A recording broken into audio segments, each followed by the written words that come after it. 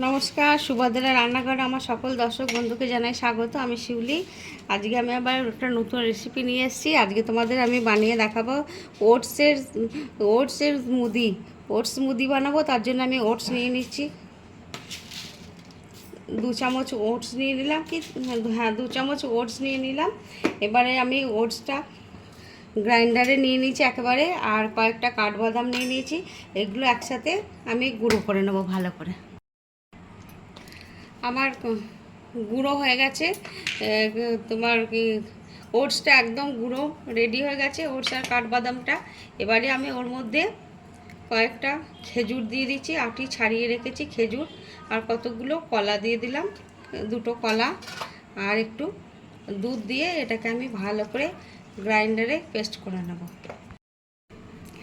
আমার পেস্টটা খুব ঘন হয়েছে, আর একটু করবো। আমি ভুলে গেছিলাম, আমি কেশর ভিজিয়ে রেখেছিলাম দুধের মধ্যে, তো এটা আমি দিয়ে দিচ্ছি গ্রাইন্ডারে।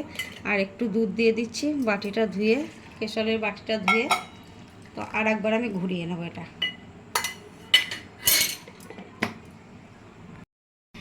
একদম ওটসটা হয়ে গেছে রেডি। এই দেখো, স্মুদিটা খুব সুন্দর একদম পেস্ট হয়ে গেছে। তো এটা আমি এবার গ্লাসে সুন্দর করে সার্ভ করে দেবো। একদম রেডি। এবার আমি গ্লাসের মধ্যে ঢেলে দিচ্ছি।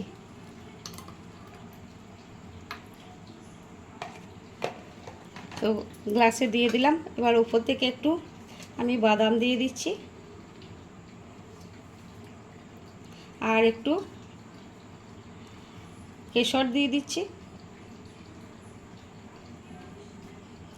আর তোমাদের বলা হয়নি, আমি একটু মধু দিয়ে দিচ্ছি। তোমরা চাইলে দেবে, না হলে দেবে না। যাদের মিষ্টির সমস্যা আছে খাওয়া, তারা দেবে না।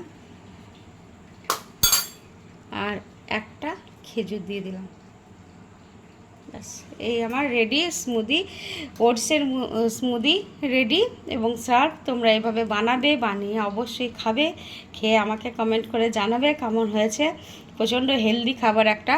তো এই খাবারটা আমার মেয়ে খায়। আমার মেয়ে যেহেতু চিবিয়ে বাটিতে করে দিলে খেতে পছন্দ করে না, খেতে চায় না, ওকে আমি এইভাবেই স্মুদিটা করে দিই, ওটসের মুদি, ও খেয়ে নেয় ঢকঢক করে। আর তোমরা এরকম খাবে। আর তোমরা আমার চ্যানেলটি এখনও পর্যন্ত যারা সাবস্ক্রাইব করোনি, তাদের কাছে অনুরোধ রইল, একটু আমার চ্যানেলটি সাবস্ক্রাইব করে দেবে প্লিজ। আর বন্ধুবান্ধব, আত্মীয় স্বজনদের সাথে একটু শেয়ার করে দেবে।